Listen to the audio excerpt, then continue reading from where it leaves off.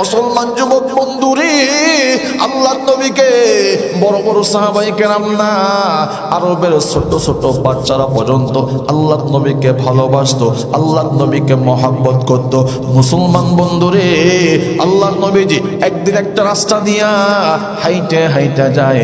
মুনাফিকের সর্দার আব্দুল্লাহ ইবনে উবাই ইবনে সলুল, মুনাফিকের বড় একটা সর্দার, এই সর্দারের ছেলে আল্লাহর নবীর সামন দিয়া আল্লাহর নবীর সঙ্গে সঙ্গে হেঁটে হেঁটে যায়। এই আব্দুল্লাহ ইবনে, এই আল্লাহর বান্দা কাফিরটা আল্লাহর নবীকে নিয়ে একটা কটাক্ষ করে কথা বললেন যে মুহাম্মদ আল্লাহর নবী এদিক দিয়ে হাইটে যায়, এলাকার মধ্যে সবচাইতে নিচু মানুষ এদিক দিয়ে হাইটে যায়। এই কথা বলার সঙ্গে সঙ্গে ওই কাফেরের সন্তান মুসলমান আল্লাহর নবীকে ডাক দিয়া কয়, নবী গো, শুধু আপনি একবার বলেন, আপনার নামে যে বদনাম করে, আপনাকে নিয়ে যে কটূক্তি করে, যে আমার বাবাই হোক আর যা হোক, শুধু আপনি একবার বলেন, আমি আমার আব্বার কল্লাটা এখানেই ফালায়া দিব। চিল্লায় কন্যা সুবহানাল্লাহ। এ মুসলমান যুবক বন্ধু, এ ঈশ্বরদীর ভাইরা, পাবনা জেলার ভাইরা, এই জায়গার মধ্যে কত আল্লাহর বান্দা বসে আছো। পাশেই তো গুরুস্থান, পাশেই তো মাদ্রাসা, পাশেই তো মসজিদ। গত বছর এই জায়গার মধ্যে অনেক আল্লাহর বান্দারা বসে বসে বয়ান শুনছিল। আজকে তাকায় দেখো, তারা কিন্তু দুনিয়ার মধ্যে আর কেউ নাই, দুনিয়া থেকে চিরবিদায় নিয়ে চলে গেছে, আর কিন্তু দুনিয়ার মধ্যে আসবে না। এই যে মাদ্রাসা, এই যে মসজিদ, এরাই কিন্তু থাকবে কিয়ামত পর্যন্ত। আপনার আমার কিন্তু কোনো অস্তিত্ব থাকবে না। মুসলমান বাবাজি, কোনো দিকে তাকাবেন না, কোনো দিকে নজর দিবেন না। আল্লাহর নবী, বিশ্ব নবী রহমাতাল লিল আলামিন বলেন, মান আহাব্বা সুন্নতি ফাকাদ আহাব্বানি ওয়া মান আহাব্বানি কানা মাই ফিল জান্নাহ। চিল্লা বলুন না সুবহানাল্লাহ। আর একটু আওয়াজ দিয়ে বলুন না সুবহানাল্লাহ। এ মুসলমান যুবক বন্ধুরে, আল্লাহ নবী ডেকে ডেকে বলে, এ আমার উম্মতেরা, যেই ব্যক্তি আমি নবী আমার সুন্নাহকে ভালোবাসবে, যেই ব্যক্তি আমি নবী আমার সুন্নাহকে মহব্বত করবে, আমি নবী আমাকে ভালোবাসবে, আমি নবী আমাকে মহব্বত করবে, আমি নবী ওয়াদা দিলাম কিয়ামতের মাঠে আমি নবী আমার সাথে জান্নাত থাকবে। চিল্লায় কন্যা সুবহানাল্লাহ। আর একটু আওয়াজ দিয়ে পড়ুন না সুবহানাল্লাহ। এ কামালপুরের মুসলমান, কোনো দিকে খেয়াল নাই, কোনো দিকে নজর নাই। জীবনের শেষ বয়ান মনে করিয়া বয়ান করতেছি। এই জায়গার মধ্যে কত আল্লাহর বান্দা বসে আছো, দেখো না, যদি নবীর প্রতি ভালোবাসা যারা পরিমাণ অন্তরে থাকে, আজকে এই বয়ান থেকে অল্প একটু হলেও চোখের পানি আপনার আমার পড়বে। এই জায়গার মধ্যে 10 মায়ের 10 সন্তান এই জায়গার মধ্যে বসে আছো, দেখো না, কে নাকি নবীকে বেশি ভালোবাসে, কে নাকি নবীকে জীবন দিয়ে ভালোবাসে, অন্তর দিয়ে ভালোবাসে, দিল থেকে মহব্বত করে, পৃথিবীর সবচাইতে বেশি ভালোবাসে। কে নাকি নবীকে ঘুমের ঘরে স্বপ্নে দেখেছো, আজকে আসো না, দেখো না আশিক রাসূলের জিন্দেগি কেমন ছিল, সাহাবায়ে কেরাম নবীকে কেমন ভালোবাসছিল। মুসলমান বন্ধুরে, যেহেতু সময় একেবারে সংক্ষিপ্ত, বেশি আলোচনা লম্বা করব না, সাহাবায়ে কেরামের জিন্দেগি থেকে একটু কথা বলে দেই। আল্লাহর নবীর সাহাবী হযরত তালহা রাদিয়াল্লাহু তাআলা আনহু। এই মুসলমান যুবক বন্ধুরে, মুরব্বী বাবারা, আল্লাহর নবীর সাহাবী নাম হইল হযরত তালহা রাদিয়াল্লাহু তাআলা আনহু। মুসলমান বন্ধুরে, মাত্র 12 বছরের বালক হযরত তালহা নবীকে এত পরিমাণ ভালোবাসতো, নবীকে এত পরিমাণ মহব্বত করত। মুসলমান বন্ধুদের কান লাগায় কথাগুলো একটু শুনে যাও। আল্লাহর পয়গম্বরের সাহাবী 12 বছরের বালক, তার বাবার নাম হইল হযরতে বরা। বাবাও সাহাবী, সন্তানও সাহাবী, বাপ বেটা দুইজনেই সাহাবী। মুসলমান বন্ধুরে, হযরত তালহা রাদিয়াল্লাহু তাআলা আনহু একদিন মাকে ডেকে ডেকে বলে, মা গো, পেটের মধ্যে প্রচন্ড ক্ষুধা নিয়ে ভুগতেছে গো মা।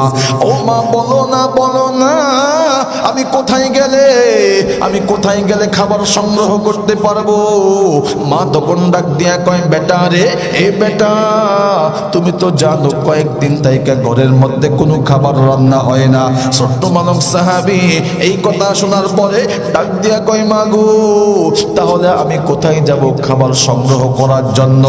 মা এবার ডাক দিয়া কয়, বেটা রে, এ তোলহা রে, এতই যখন ক্ষুধা লাগছে বিশ্ব নবীর দরবারে যাও, আল্লাহ নবীর কাছে যাও, আল্লাহ নবীর চেহারার দিকে একবার নজর করে তাকাইবা। আমি মা বলে দিলাম, যখনই নবীর চেহারার দিকে একবার তাকাইবা, দেখার সঙ্গে সঙ্গে তোমার পেটের ক্ষুধা নিবারণ হয়ে যাবে। জোরে কন্যা সুবহানাল্লাহ, আর একটু জবান খুলে পড়ুন না সুবহানাল্লাহ।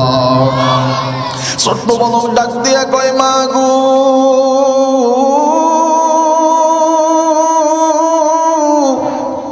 সত্যি কি আল্লাহ নবীর দিকে তাকাইলে পেটের ক্ষুধা নিবারণ হবে নি?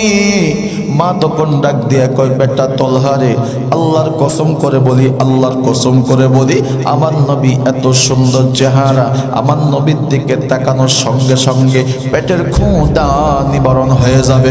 জোরে বলুন সুবহানাল্লাহ।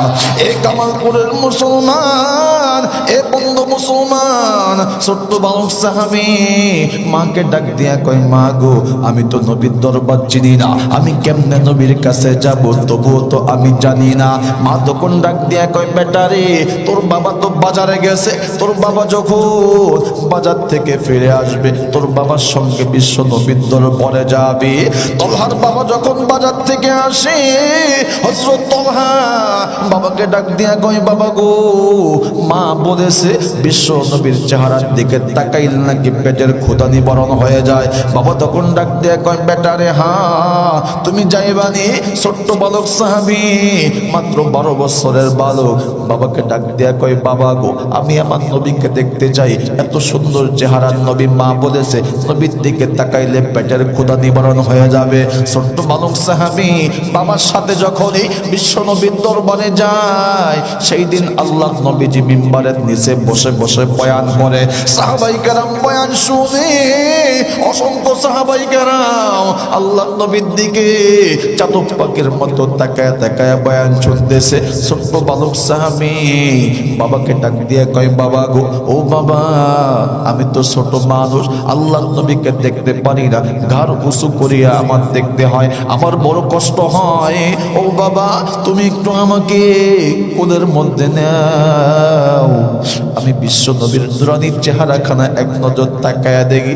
এ মুসলমান বন্ধুরে, হযরত তলহাকে যখনই কোলের মধ্যে বাবা বসায়া আল্লাহ নবীর বয়ান শোনাইতেছে, হযরত তলহা পৃথিবীর কোনো দিকে নজর না দিয়া, দুনিয়ার কোনো দিকে নজর না দিয়া নবীর দিকে চাতক পাখির মতো তাকায় আছে। এমন ভাবে তাকায় আল্লাহ নবীজি বয়ান করে, সাহাবায়ে কেরাম বয়ান শুনে, হযরত তলহাও আল্লাহ নবীর দিকে তাকায় তাকায় বয়ান শুনতেছে।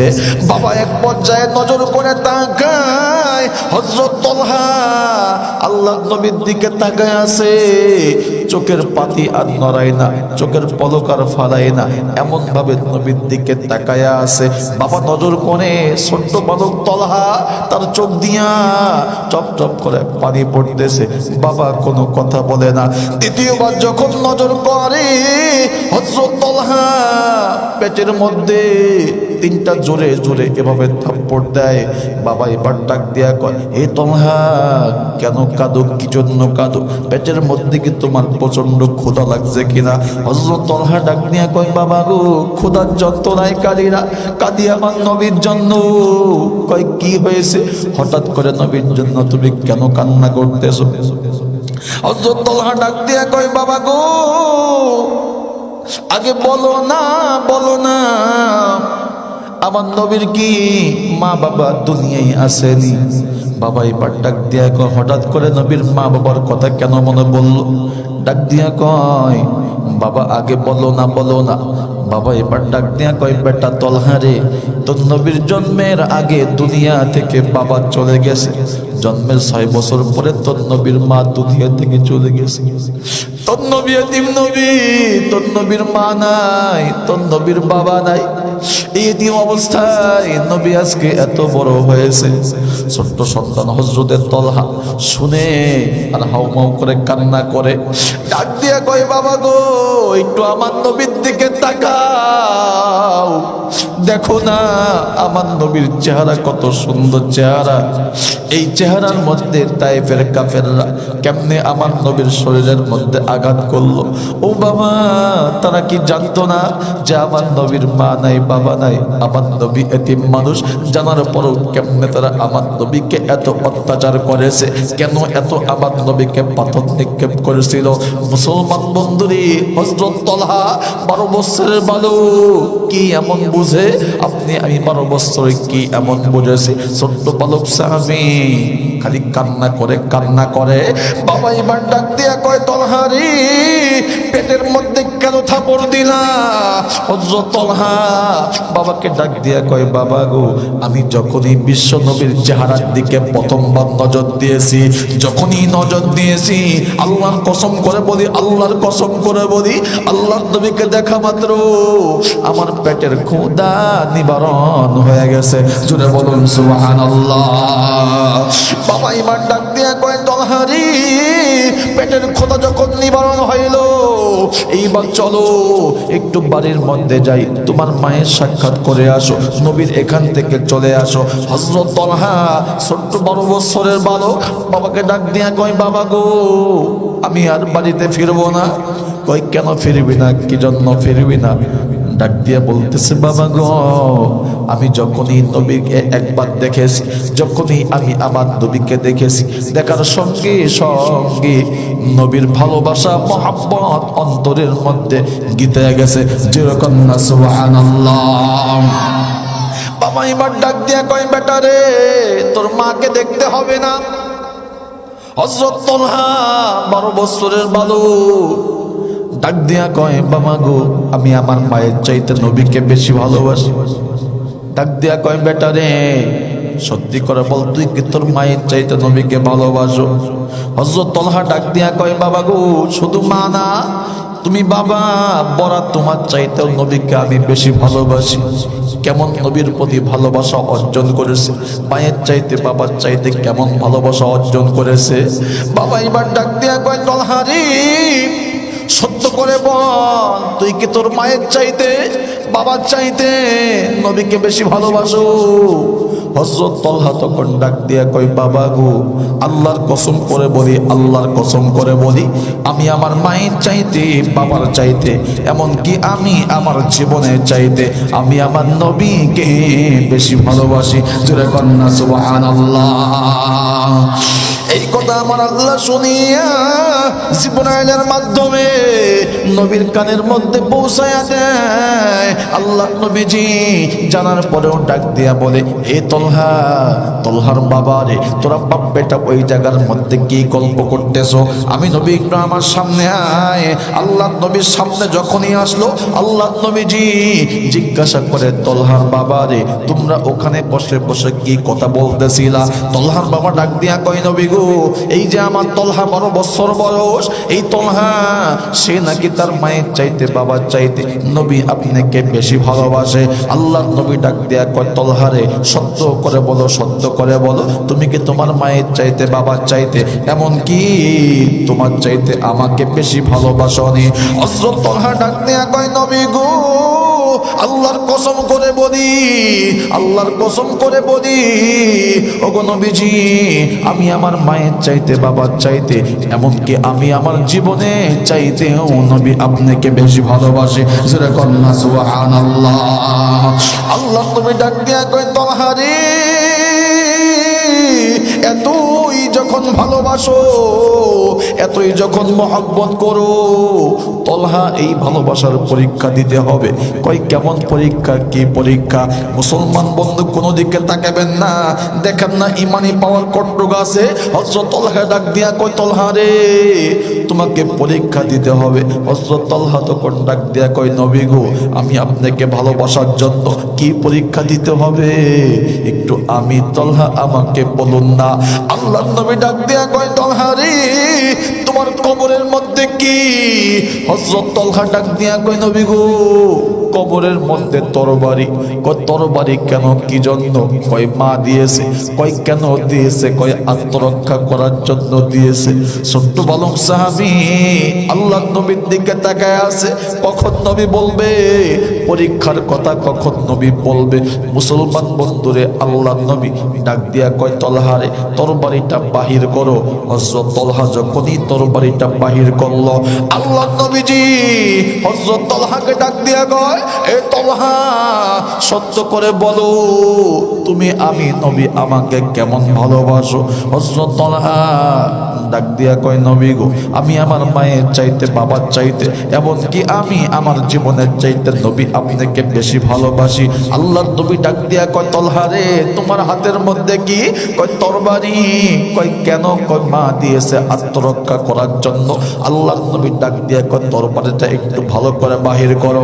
হযরত তলহা যখন তরবারি বাহির করলো, আল্লাহর নবী ডাক দিয়া কয় তলহা রে, ওই যে তোর বাবা বড়া দাঁড়াইয়া আছে, যদি আমি নবী আমাকে জীবনের চাইতে, মায়ের চাইতে, বাবার চাইতে, এমনকি নিজের চাইতে বেশি ভালোবাসো, ওই যে তোর বাবা বড়া দাঁড়াইয়া আছে, এই তরবারি নিয়ে যাও, যাইয়া তোর বাবার কল্লাটা আইনা আমি নবী আমার হাতে দিয়া দে। আল্লাহু আকবার। আল্লাহর নবী বলতে দেরি হয়, হযরত তলহা একটা দৌড় দেয়। আল্লাহর নবী তাকায় তাকায় দেখে হযরত তলহা যখন দৌড়াদৌড়ি শুরু করলো, অসংখ্য সাহাবায়ে কেরাম হযরত তলহার দিকে তাকায় আছে, হযরত তলহার দিকে তাকায় আছে। কই দেখ দেখ ছোট্ট বালক সাহাবী হযরত তলহা নবীকে কেমন ভালোবাসে, কেমন মহব্বত করে, নবীকে কেমন ইজ্জত করে। সবাই তাকায় তাকায় দেখতেছে। বাবাও এবার সুন্দর করে তাকায় তাকায় দেখতেছে। বাবা এবার ডাক দিয়ে কয় বেটা রে, তুই যেহেতু তোর নবীর জন্য, নবীর প্রেমে পড়িয়া তুই আমার কল্লা আনার জন্য আসছ, আমিও আজকে বলে দিলাম আমি আমার নবীর জন্য আমার কল্লাটা আমি নবীকে দিয়ে দিব। জোরে কন্যা সুবহানাল্লাহ। আল্লাহর নবী পিছন থেকে ডাক দিয়া কয় তলহা রে, দৌড়াইয়া যা তোর বাবার কল্লাটা। হযরত তলহা ছোট মানুষ, এত দূর তো আর হাতে পাবে না। হযরত তলহা যখনই তরবারিটা যখন আসমানের দিকে উঠাইছে, বাবার ঘাড়ের মধ্যে একটা আঘাত করবে, আল্লাহর নবীজি পিছন থেকে ডাক দিয়ে এ তলহা, আমি নবী দুনিয়াতে আসছি বাবা এবং ছেলের সম্পর্ক ঠিক রাখার জন্য। আমি চাই না তুই তোর বাবার কল্যাণ, আমি নবী বুঝে গিয়েছি তুই তোর বাবার চাইতেও আমি নবী আমাকে বেশি ভালোবাসো। জোরে কন্যা সুবহানাল্লাহ। আল্লাহ নবীজি তলহাকে জড়ায় ধরলো। আল্লাহ নবী তলহার বাবাকে ডাক দিয়া কয় তলহার বাবা রে, তোর সন্তান তলহাকে তুই বাড়ির মধ্যে নিয়ে যা, যা যা মায়ের সাক্ষাৎ করায় নিয়ে আয়, যা যা মায়ের সাক্ষাৎ করায় নিয়ে আয়। হযরত তলহা এবং বাবা যখনই হাঁটি হাঁটি পা পা করে যখন সামনের দিকে অগ্রসর হয়ে গেল, হাঁটি হাঁটি পা পা করে যখন যাইতেছিল, আল্লাহ নবীজি পিছন থেকে ডাক দিয়া কয় এ তলহার বাবা রে, একটা কথা শুনে যা। কই কি কথা নবী গো? এই যে আমার তলহা, যেই তলহা আমার জন্য তার জীবনটা সবকিছু দেওয়ার জন্য প্রস্তুত, এই যে আমার তলহা, এই তলহা যদি দুনিয়া থেকে চলে যায়, দুনিয়া থেকে মৃত্যুবরণ করে, আমি নবী আমাকে একবার সংবাদ দিবি, আমি নবী আমাকে একবার সংবাদ দিবি। আমি নবী দিলে যাইয়া এই তলহাকে কাফন দাফন করব, এই তলহাকে আমি কবরের মধ্যে শোয়াবো। শুধু তাই না, এই তলহার জন্য দোয়া করব তলহা জানাজার নামাজের ইমামতি আমি নবী নিজে করব। জোরে কন্না সুবহানাল্লাহ।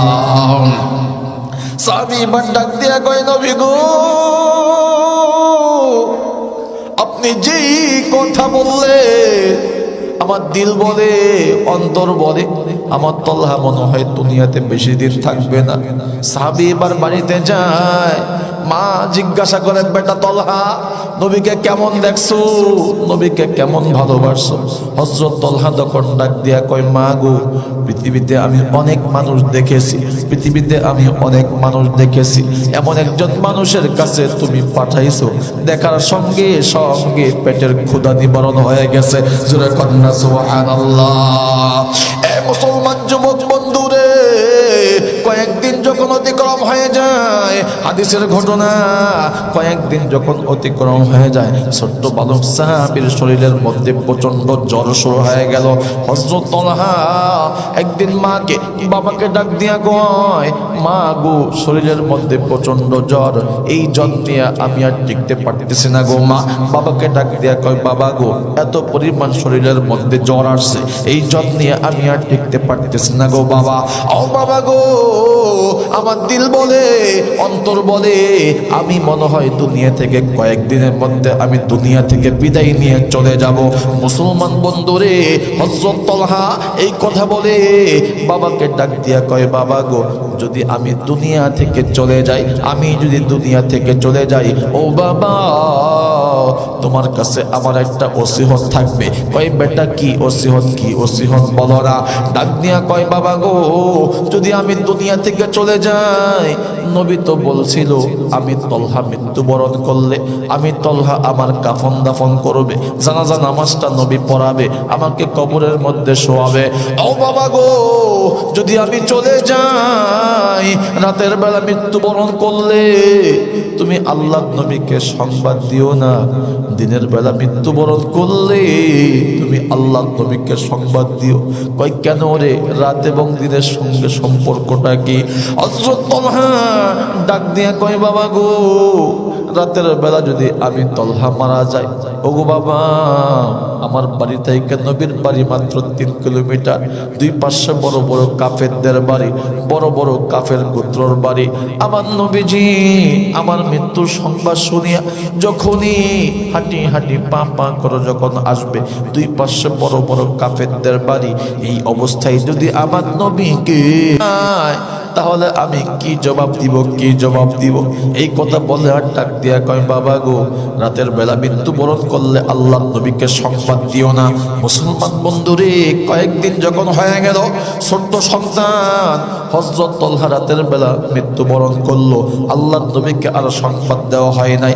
3 দিন পরে যখন আল্লাহ নবী জানতে পারল, আল্লাহ নবীজি জানার সঙ্গে সঙ্গে সাহাবাই কারামের একটা কাফেলা নিয়া যখনই সাহাবীর বাড়ির মধ্যে হাজির হয়ে গেল, ডাক দিয়া কয় তলহার বাবা রে, ওই আমার তলহা নাকি দুনিয়া থেকে চলে গেছে, কই একটু আমার তলহাকে নিয়ে আয়, আমার তলহাকে নিয়ে আয়, আমি আমার তলহাকে চুমু খাবো, আমি আমার তলহাকে জড়ায়া ধরবো, আমি আমার তলহাকে নিজ হাত দিয়ে কাফন দাফন করাবো, এমনকি আমি আমার তলহাকে কবরের মধ্যে শোয়াবো। তলহার বাবা ডাক দিয়া কয় নবী গো, মনের আশা মনে রইল, পুরা করতে পারলাম না। বললাম কেন, কি জন্য? ডাক দিয়া বলতেছে হুজুর গো, নবী গো, আমার তলহা মৃত্যুর আগে একটা ওসিয়ত করে গেছে। কই কি ওসিয়ত, কি ওসিয়ত? বলছে নবীজি যদি আমার তলহা রাতের বেলা মৃত্যুবরণ করে আপনাকে সংবাদ দেওয়ার জন্য বাধা করেছে। কই কেন রে, রাত এবং দিনের সঙ্গে সম্পর্ক কি? সাহাবী মান ডাক দিয়া কয় নবী গো, রাতের মৃত্যুর সংবাদ শুনিয়া যখন আপনি হাঁটি হাঁটি পা পা করে যখন বাড়িতে আসবেন, আমার বাড়ির দিকে রওনা হয়ে যাবেন, দুই পাশে বড় বড় কাফেরদের বাড়ি। যদি নবী গো আপনাকে রাস্তার মধ্যে পাইয়া কাফের বেদিনরা যদি আপনাকে হত্যা করে ফেলে, তাহলে আমার সন্তান তলহা কিয়ামতের মাঠে আল্লাহর কাছে কি জবাব দিবে? এই জন্য আপনাকে সংবাদ দেওয়ার জন্য বাধা করেছে। আল্লাহর নবী ডাক দিয়া কয় এতই ভালোবাসছে, এতই মহব্বত করছে, কই আমার তলহার কবরটা কোথায়? সাহাবাই কেরামের কাফেলা নিয়ে যখন কবরের মধ্যে যায়, কবরের সামনে যায় যখন তারা হয়, আল্লাহ নবী সামনে, সাহাবাই কেরাম পিছনে, আল্লাহ নবীজি কবরের সামনে দাঁড়াইয়া আল্লাহকে ডাক দিয়া কয়, আল্লাহ গো, এই যে কবরের ভিতরে, এই যে মাটির নিচে, আল্লাহ গো আমার তলহা শুয়ে আছে, আয় আল্লাহ তলহার জন্য আমিও খুশি, আয় আল্লাহ তুমিও তলহার জন্য খুশি হয়ে দিয়া দাও একটা জান্নাতি হাসি। চিল্লা কন্যা সুবহানাল্লাহ, আর একটু আওয়াজ দিয়ে পড়ুন না সুবহানাল্লাহ। এ মুসলমান যুবক বন্ধুরে, কেমন ভালোবাসছে সাহাবায়ে কেরাম নবীকে, কেমন ভালোবাসছে। আপনি আমি নবীকে কেমন মহব্বত করি, আপনি আমি নবীকে কেমন ভালোবাসি, আপনি আমি নবীকে কেমন ইজ্জত করি। এ মুসলমান বন্ধুরে, যারা এই দুনিয়াতে সাহাবায়ে কেরামকে, দুনিয়াতে যারা নবীকে ভালোবাসছে, যে সমস্ত সাহাবীরা দুনিয়াতে নবীকে ইজ্জত দিয়েছে, ভালোবাসছে, মহব্বত করছে, আল্লাহ তাআলা ওই সমস্ত সাহাবায়ে কেরামদেরকে দুনিয়াতে আল্লাহ তাআলা জান্নাতের সুসংবাদ দিয়েছে। জোরে বলেন সুবহানাল্লাহ। এ মুসলমান যুবক বন্ধুরে, আল্লাহ নবীকে বড় বড় সাহাবায়ে কেরাম না, আরবের ছোট ছোট বাচ্চারা পর্যন্ত আল্লাহ নবীকে ভালোবাসতো, আল্লাহ নবীকে মহব্বত করত। মুসলমান বন্ধুরে, আল্লাহ নবীজি একদিন একটা রাস্তা দিয়া হাইটে হাইটে যায়, মুনাফিকের সর্দার আব্দুল্লাহ ইবনে উবাই ইবনে সলুল, মুনাফিকের বড় একটা সর্দার, এই সর্দারের ছেলে আল্লাহ নবীর সামন দিয়া আল্লাহ নবীর সঙ্গে সঙ্গে হেঁটে হেঁটে যায়। এই আব্দুল্লাহ ইবনে, এই আল্লাহর বান্দা কাফিরটা আল্লাহ নবীকে নিয়ে একটা কটাক্ষ করে কথা বললেন যে মুহাম্মদ আল্লাহ নবী এদিক দিয়ে হাইটে যায়, এলাকার মধ্যে সবচাইতে নিচু মানুষ এদিক দিয়ে হাইটে যায়। এই কথা বলার সঙ্গে সঙ্গে ওই কাফেরের সন্তান মুসলমান আল্লাহ নবীকে ডাক দিয়া কয়, নবী গো, শুধু আপনি একবার বলেন, আপনার নামে যে বদনাম করে, আপনাকে নিয়ে যে কটূক্তি করে, যে আমার বাবাই হোক আর যা হোক, শুধু আপনি একবার বলেন, আমি আমার আব্বার কল্লাটা এখানেই ফালাইয়া দিব। চিল্লা কন্যা সুবহানাল্লাহ। এ মুসলমান যুবক বন্ধু, এ ঈশ্বরদীর ভাইরা, পাবনা জেলার ভাইরা, এই জায়গার মধ্যে কত আল্লাহর বান্দা বসে আছো, পাশেই তো গুরুস্থান, পাশেই তো মাদ্রাসা, পাশেই তো মসজিদ। গত বছর এই জায়গার মধ্যে অনেক আল্লাহর বান্দারা বসে বসে বয়ান শুনছিল। আজকে তাকায় দেখো, তারা কিন্তু দুনিয়ার মধ্যে আর কেউ নাই, দুনিয়া থেকে চির বিদায় নিয়ে চলে গেছে, আর কিন্তু দুনিয়ার মধ্যে আসবে না। এই যে মাদ্রাসা, এই যে মসজিদ, এরাই কিন্তু থাকবে কিয়ামত পর্যন্ত। আপনার আমার কিন্তু কোনো অস্তিত্ব থাকবে না। মুসলমান বন্ধুরে, এই জায়গার মধ্যে বসে আসো, কথায় কথায় একটা কথা মনে পড়ে গেল, এলাকার মধ্যে মাদ্রাসা থাকা, গুরুস্থান থাকা, মসজিদ থাকা আপনার আমার জন্য কত শোভনীয়, কত ভাগ্যবান। এ মুসলমান বন্ধু, গত 4 বছর আগে এই যে আপনার পার্শ্ববর্তী, এই পাশে পার্শ্ববর্তী জেলা জামালপুর, মুসলমান বন্ধু একটা কথা বলে যায়, এই কথাটা শোনো, দেখো না আব্বা আমার মোহাব্বত অন্তরের মধ্যে আসেনি। জামালপুর জেলা, দেওয়ানগঞ্জ ডিস্ট্রিক্ট, দেওয়ানগঞ্জ থানা, তিলকপুর একটা জায়গার নাম আছে। মুসলমান বন্ধু, আমি গুনাহগার স্টেজের মধ্যে বসে বসে বয়ান করতেছি। মুসলমান বন্ধুরে, ছোট্ট একটা বালক, বয়স সর্বোচ্চ 7 থেকে 8 বছর হবে, সে নাকি হাফেজে কোরআন। যখনই সামন দিয়া বারে বারে উঠাউঠি করে, একবার এই পাশে যায় আর একবার এই পাশে যায়, 3 বার যখন উঠাউঠি করে, আমি 3 বারই সন্তানটাকে ধমক মাইরা বসায় দিলাম।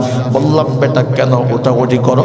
উঠাউঠি করলে তো বয়ানের সমস্যা হয়ে যায়, বয়ানের মধ্যে উঠতে নাই।